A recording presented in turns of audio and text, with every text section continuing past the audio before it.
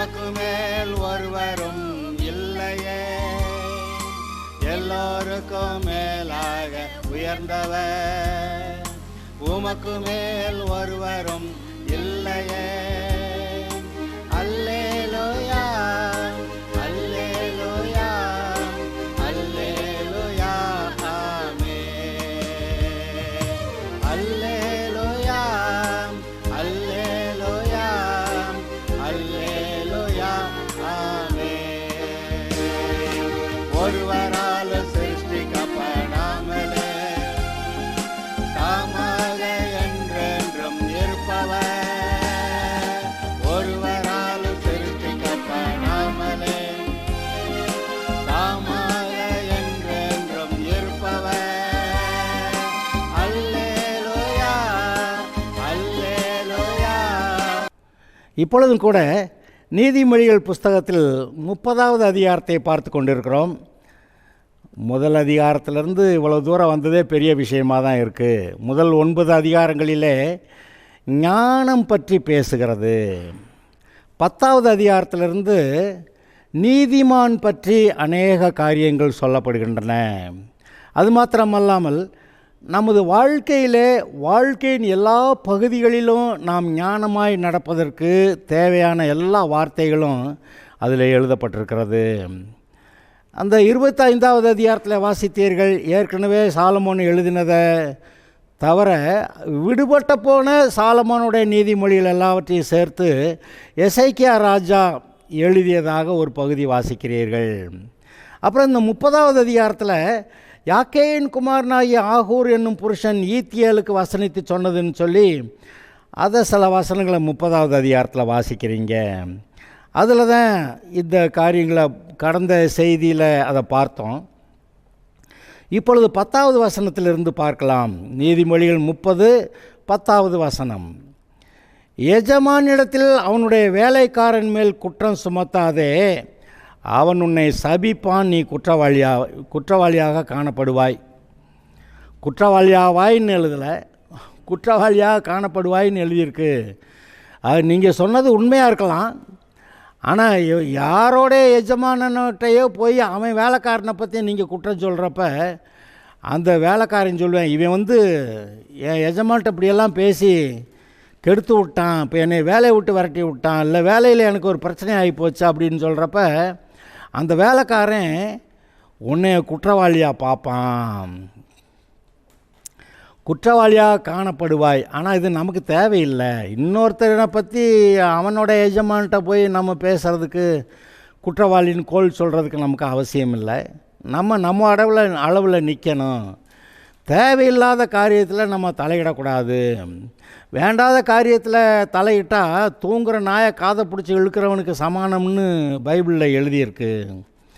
அதனால் நமக்கான காரியங்களை ஒழுங்காக கவனித்து முன்னேறுறது நமக்கு நல்லது. சரி, தங்கள் தகப்பனை சபித்தும் தங்கள் தாயை ஆசிர்வதியாமலும் இருக்கிற சந்ததியாரும் உண்டு. தகப்பனை சபிக்கிறாங்க, தாயை ஆசிர்வதிக்கலை. ஏதோ ஒரு உதவி செய்யணும், தகப்பனையும் தாயும் கனம் பண்ணுன்னு எழுதியிருக்கு. ஆனால் சில ஒரு கூட்டம் பாருங்கள், தகப்பனையும் தாயும் சபிக்கிற ஆளுகள்லாம் இருக்கிறாங்க. தாங்கள் அழுக்கற கழுவப்படாமல் இருந்தும் தங்கள் பார்வைக்கு சுத்தமாய் தோன்றுகிற சந்ததியாரும் உண்டு. எங்கே அழுக்கற கழுவப்பட முடியும்? இயேசுநாதர்கிட்ட வந்தால் மட்டும்தான் இவங்க பாவமெல்லாம் கழுவப்படும், இவங்க சுத்தமாக மாறுவார்கள். வேறு என்னெல்லாமோ செஞ்சு நான் செஞ்ச காரியத்துக்கு பாவத்துக்கு நான் இந்த பரிகாரம் செய்கிறேன் அப்படி இப்படின்னு சொல்லி எவ்வளவோ காரியங்களை செய்கிறாங்க. சில பாவங்களுக்கு பரிகாரம் செஞ்சிடலாம், திருடுனதை திருப்பி கொடுத்துடலாம். ஆனால் சில பாவங்களுக்கு பரிகாரம் செய்ய முடியாது. அப்படி பாவங்கள்லேருந்து இவங்க கழுவப்பட முடியாது. இப்படி கேஸ் எல்லாம் இயேசுநாதர்கிட்ட வந்தாதான் அவங்க கழுவப்பட முடியும். இங்கே வசனம் என்ன சொல்லுது? தாங்கள் அழுக்கற கழுவப்படாமல் இருந்தும் தங்கள் பார்வைக்கு சுத்தமாக தோன்றுகிற சந்ததியாரும் உண்டு. இந்த ஊர்களில் வயசான சில ஆளுகளை பார்த்துருக்கேன்.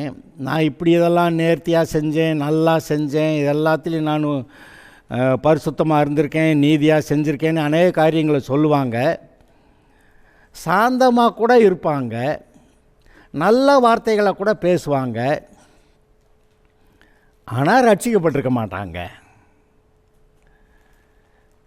இயேசுநாதர் ரட்சிப்புன்னு சொன்னவொன்னே அது நமக்கு ஆகாதுன்னு சொல்லிடுவாங்க. அப்போ இவங்கெல்லாம் தங்களை பரிசுத்தவான்கள், சுத்தமுள்ளவர்கள்னு சொல்லிக்கிறாங்க, ஆனால் அழுக்கரை கழுவப்படலை. அப்படி தாங்க இருக்குது. நம்ம என்ன செய்ய முடியும்? சொல்கிறத நம்ம சாட்சியாக இருப்போம், கேட்டால் சொல்கிறதுக்கு சொல்லுவோம், சில இடத்துல போய் சுவிசேஷத்தை அறிவிக்கிறதுக்கு நம்ம முயற்சியும் எடுக்கிறோம். ஆனால் இப்படி ஆளுகளும் இருக்காங்க, சுயநீதி பிடிச்சவங்க. அவங்க தங்களை சுத்தவான்கள் என்று தங்கள் பார்வைக்கு சுத்தமாய் தோன்றுகிற சந்ததியாரும் உண்டு. சரி, வேறொரு சந்ததியாரும் உண்டு, அவர்கள் கண்கள் எத்தனை மேட்டிமையும். இப்போ நான் சொன்னேன் இந்த ஆட்கள் சாந்தமாக அமைதியாக கூட நல்லா பேசுவாங்கன்னு. ஆனால் இப்போ ஒரு கூட்டத்தை பற்றி சொல்லி எழுதியிருக்கு, வேறொரு சந்ததியாரும் உண்டு, அவர்கள் கண்கள் எத்தனை மேட்டிமையும், அவர்கள் இமைகள் எத்தனை நெரிப்புமானவைகள். கண்ணு பார்வையில் எவ்வளவு அப்படியே அக்கினி வருது. இவங்க முன்னாடியெல்லாம் நம்ம நிற்க முடியாதுங்க. தேசத்தில் சிறுமையானவர்களையும் மனுஷரில் எளிமையானவர்களையும் பட்சிப்பதற்கு கட்கங்களையொத்த பற்களையும் கத்திகளையொத்த கடைவாய் பற்களையும் உடைய சந்ததியாரும் உண்டு. இன்னொரு சந்ததியார், இது மூணாவது வகை. சிறுமையானவர்களையும் எளிமையானவர்களையும் கடித்து பட்சிக்கிற அப்பேற்பட்ட கடைவாய் பற்களை உடைய சந்ததியாரும் உண்டு. என்னத்தை சொல்கிறது? இப்போ 3 வகையான சந்ததியை பார்த்துட்டோம். என்னது? அழுக்கற கழுவப்படாமல் இருந்து தங்கள் பார்வைக்கு சுத்தமாக இருக்கிறவர்கள். ரெண்டாவது, இன்னொரு சந்ததி, அவர்கள் கண்கள் எவ்வளவு மேட்டிமையும் அவர்கள் இமைகள் எத்தனை நெரிப்புமானவைகள். மூணாவது, தேசத்தில் சிறுமையானவர்களையும் மனுஷரில் எளிமையானவர்களையும் பட்சிக்கிற கடைவாய் பற்களை உடைய சந்ததியான ஆட்கள். அடுத்து, தா என்கிற 2 குமார்த்திகள் அட்டைக்கு உண்டு.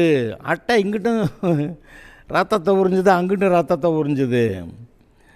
திருப்தி அடையாத 3 உண்டு, போதுமென்று சொல்லாத 4 உண்டு. அட்டைன்னு சொன்னாவே வெறும் அட்டையை சொல்லலை, அடுத்தவன்கிட்ட இருந்த ரத்தத்தை உறிஞ்சுற மாதிரி அவனுடைய பொருள்களை அப்படி உறிஞ்சி எடுக்கிற அப்படி ஆட்கள். பாரசைட்ஸ். அட்டை அவனை ரத்தத்தை உறிஞ்சிடுது, இன்னொருத்தனுடைய ரத்தத்தை உறிஞ்சிடுது. பாரசைட்ஸ் அடுத்த பிராணிகள்கிட்ட அது சத்து பொருளை எடுத்துகிட்டு பிழைக்கிறது. அந்த தா என்கிற 2 குமார்த்திகள் அட்டைக்கு உண்டு. அட்டையை பற்றி சொல்லலை, மனுஷரை பற்றி சொல்கிறாங்கன்னு சொன்னேன். திருப்தி அடையாத 3 உண்டு, போதும் என்று சொல்லாத 4 உண்டு. என்னதுன்னு பார்ப்போம்.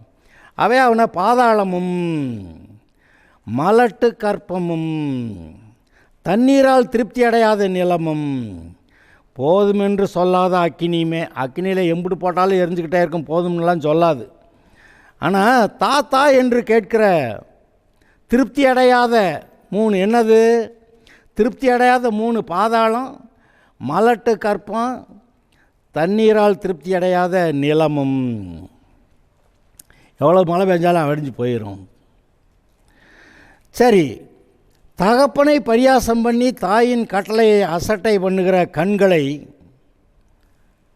யார்? இந்த இதுக்கு முன்னாடி அதை பார்த்துருக்கான். தகப்பனை தாயை கனம் பண்ணாமல் அசட்டை பண்ணி அவங்கள்ட்ட இருக்கிறத கொள்ளையடித்து அப்படி இருக்கிற பிள்ளைகளை பற்றி சொல்லியிருக்கு. இப்போ இந்த இடத்துல ஒன்று வருது. தகப்பனை பரியாசம் பண்ணி தாயின் கட்டளையை அசட்டை பண்ணுகிற கண்ணை நதியின் காகங்கள் பிடுங்கும், கழுகின் குஞ்சுகள் தின்னும். இது எனக்கு விளங்கலை, ஆனால் ஏதோ ஒரு விதத்தில் இவன் கெட்டு போவான். தகப்பனையும் தாயையும் கனம் பண்ணாமல் அவங்கள பரியாசம் பண்ணி தாயை அசட்டை பண்ணுறேன், ஏதோ ஒரு விதத்தில் கெட்டு நாசம் அடைவான். எனக்கு மிகவும் ஆச்சரியமான 3 உண்டு, புத்தி கெட்டாத 4 உண்டு. என்னது?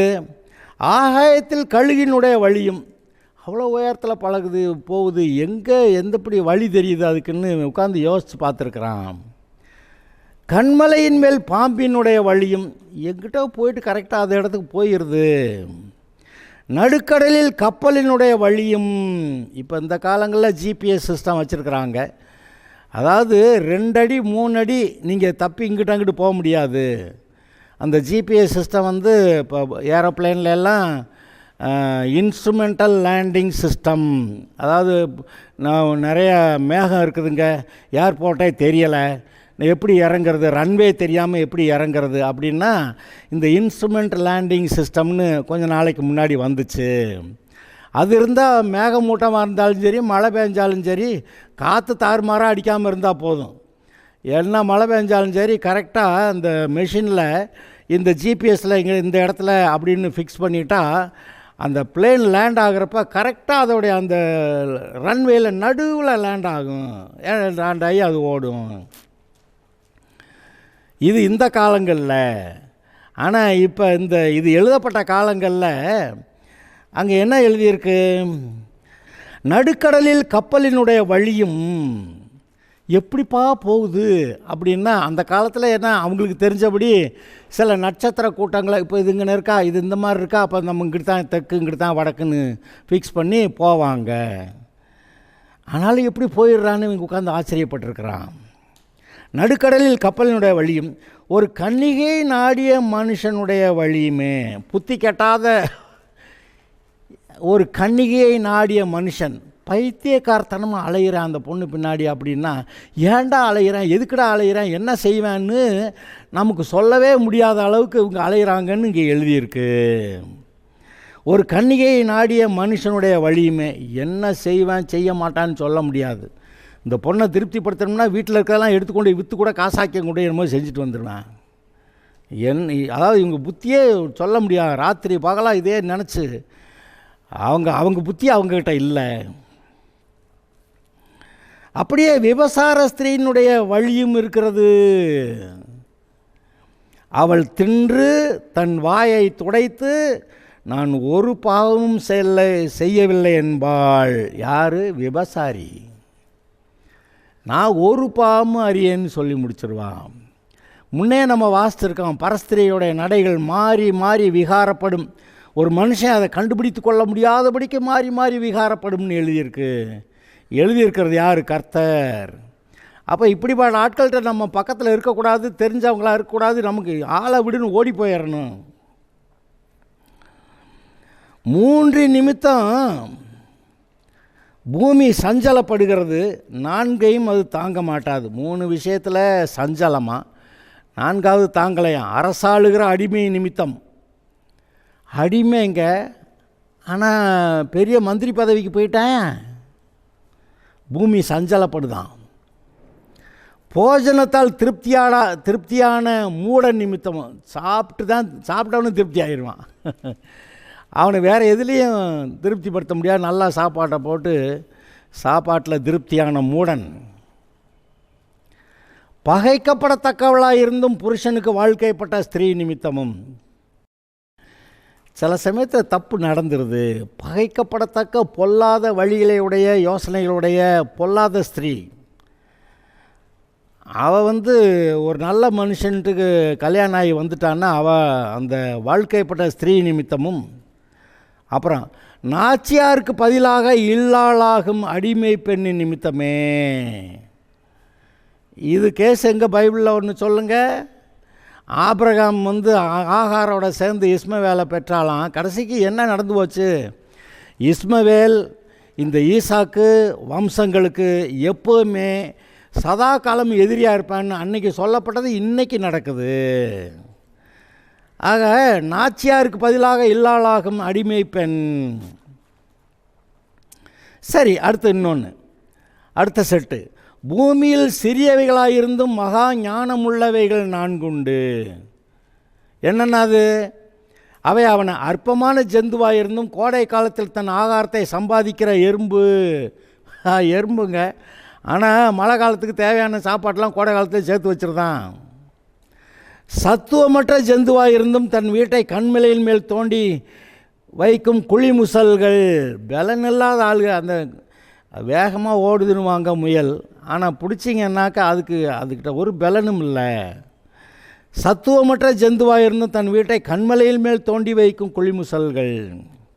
அடுத்து, ராஜா இல்லாதிருந்தும் பவுஞ்சாய் புறப்படுகிற வெட்டுக்கிளிகள். இப்போ தான் இந்த வெட்டுக்கிளியெல்லாம் இப்போ கேட்போம்ல, செய்தியில் வருது.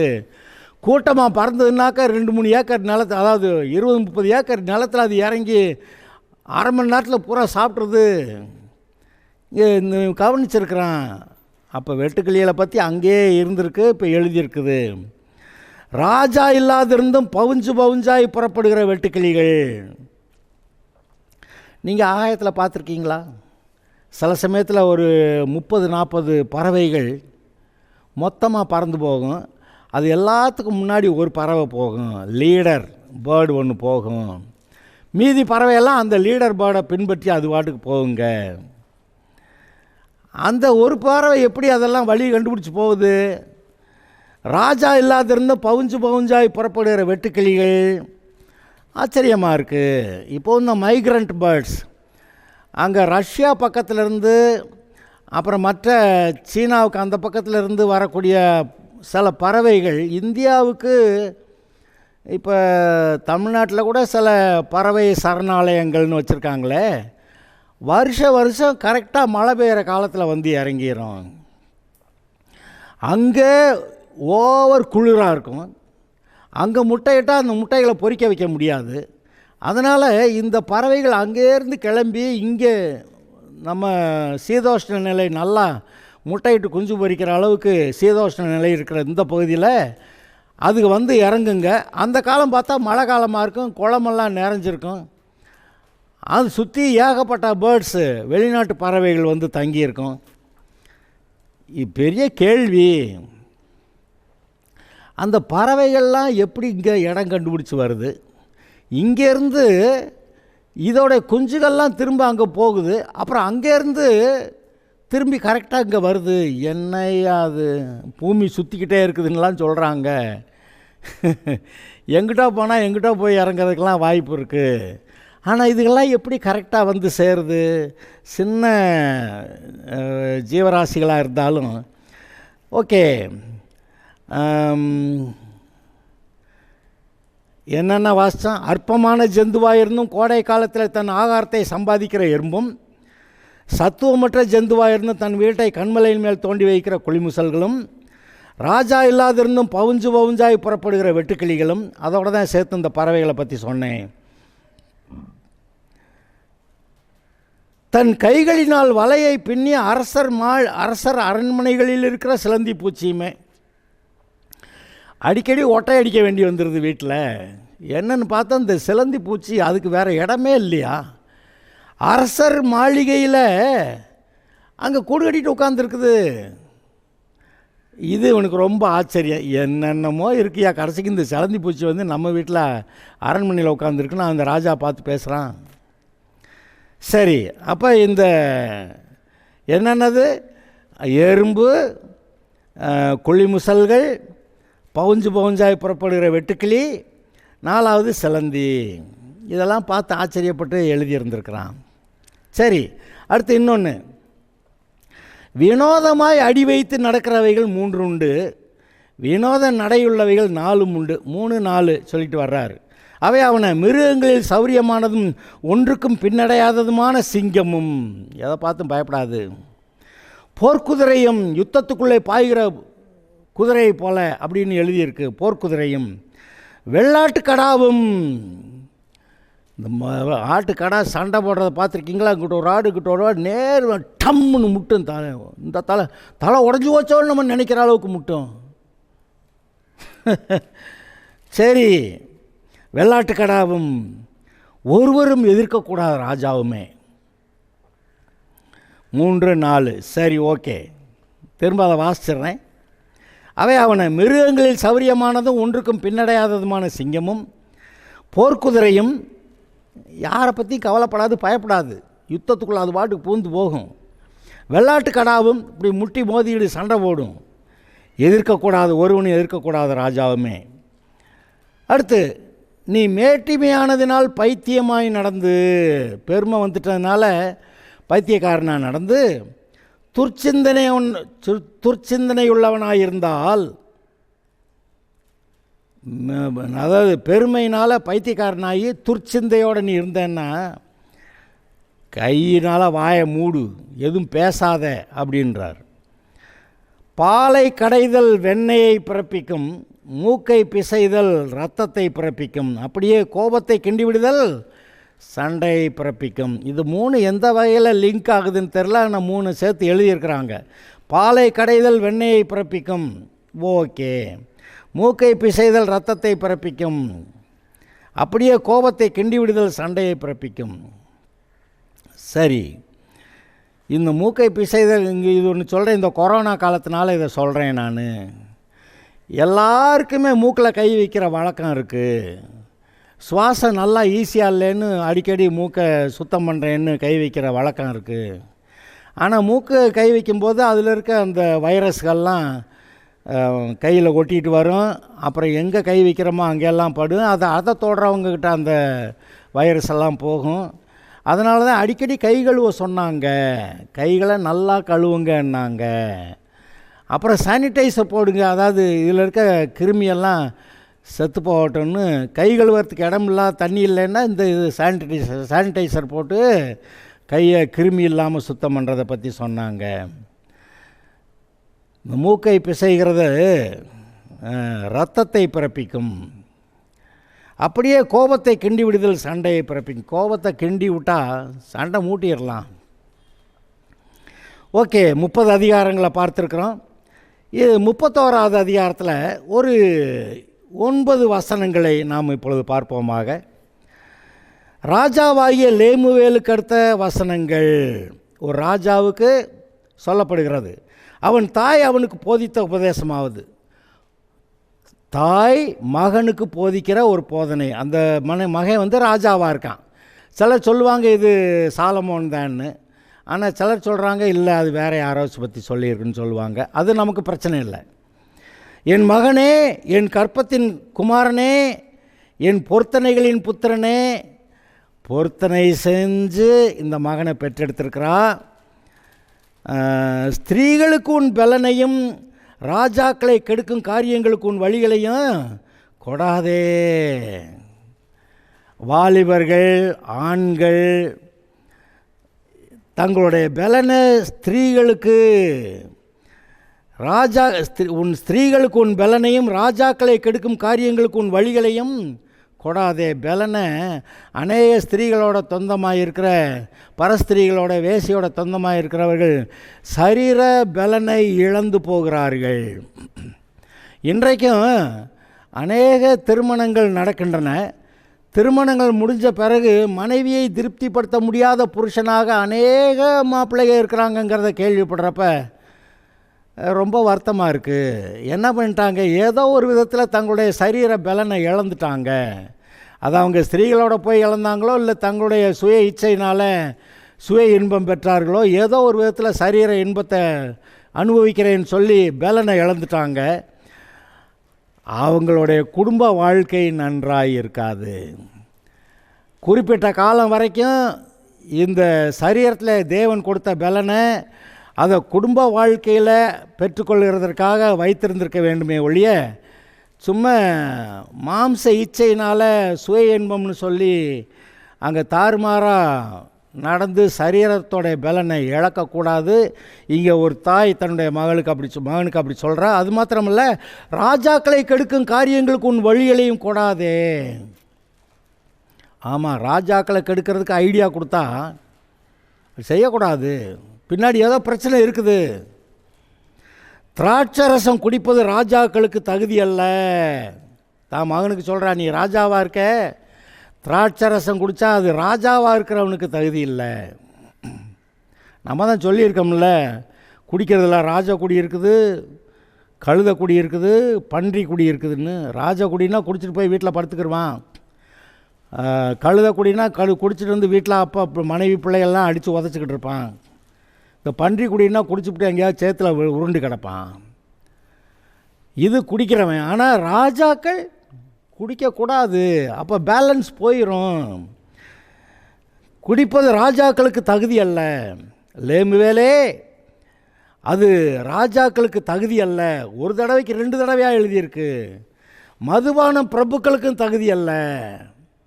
அப்போ 3வது தடவையாக எழுதியாச்சு. இதை பிரபுவையும் சேர்த்துக்கிடுச்சு. மதுபானம் பண்ணினால் அவர்கள் நியாயப்பிரமாணத்தை மறந்து சிறுமைப்படுகிறவர்களுடைய நியாயத்தையும் புரட்டுவார்கள். தண்ணி போட்டவுடனே அந்த ஒரு பேலன்ஸ் போயிடுது பார்த்தீங்களா? அப்போ இஷ்டத்துக்கு எதையாவது பேசி தனக்கு ஆதாயம் வரணும், அதுக்காக என்ன வேணாலும் பேசுவாங்க. மதுபானம் பண்ணினால் அவர்கள் நியாயப்பிரமாணத்தை மறந்து சிறுமைப்படுகிறவருடைய நியாயத்தையும் புரட்டுவார்கள். ஏழையாக இருக்கான்ல, அவனுடைய நியாயத்தை புரட்டிடுவாங்க.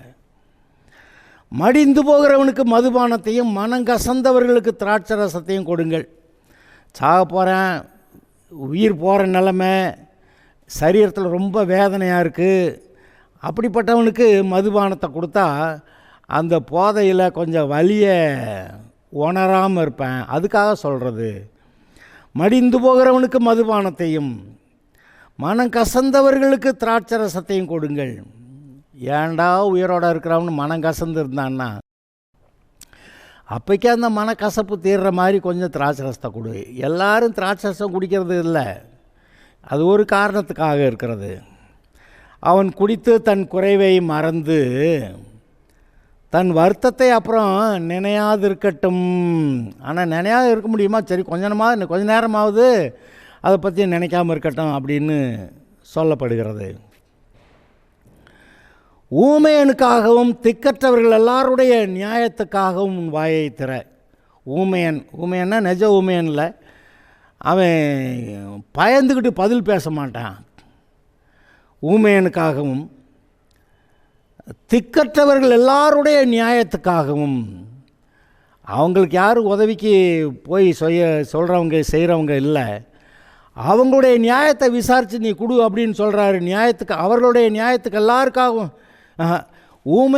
ஊமையனுக்காகவும் திக்கற்றவர்கள் எல்லாருடைய நியாயத்துக்காகவும் உன் வாயை திற.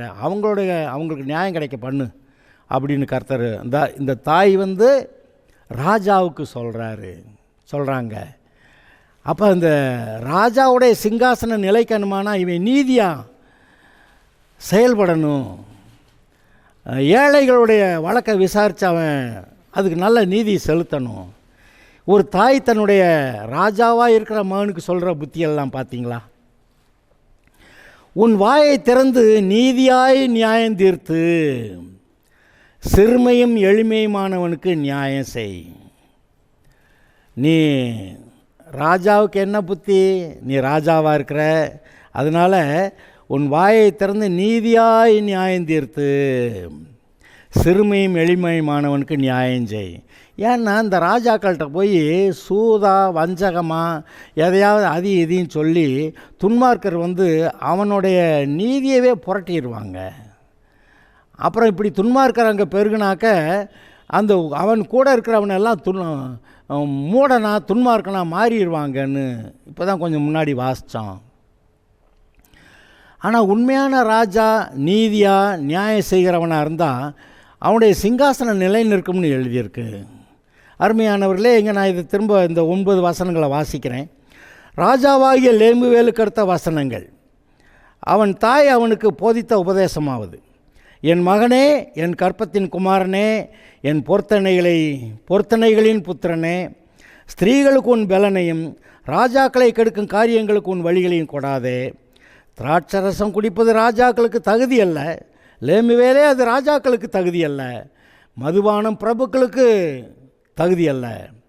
மதுபானம் பண்ணினால் அவர்கள் நியாயப்பிரமாணத்தை மறந்து சிறுமைப்படுகிறவருடைய நியாயத்தையும் புரட்டுவார்கள். மடிந்து போகிறவனுக்கு மதுபானத்தையும் மனங்கசந்தவர்களுக்கு திராட்சை ரசத்தையும் கொடுங்கள். அவன் குடித்து தன் குறைவை மறந்து தன் வருத்தத்தை அப்புறம் நினையாது இருக்கட்டும். ஊமையனுக்காகவும் திக்கற்றவர்கள் எல்லாருடைய நியாயத்துக்காகவும் வாயை திற. அப்போ இந்த சமயத்தில் வாயை மூடிக்கிட்டு இருந்துடாத, வாயை திற. உன் வாயை திறந்து நீதியாய் நியாயம் தீர்த்து சிறுமையும் எளிமையுமானவனுக்கு நியாயம் செய் என்று ராஜாவாக இருக்கிற ஒரு மனுஷனுக்கு அவனுடைய தாய் சொல்லுகிற புத்திமதியை பார்க்கிறீர்கள். நம்ம எல்லாருக்குமே இது பொருந்துகிறது. கர்த்தர் கேட்ட விதத்தில் பரிசுத்தமாய் நீதியாய் நியாயமாய் வாழ தீர்மானிப்போமாக. கர்த்தர் உங்களை ஆசீர்வதிப்பார்.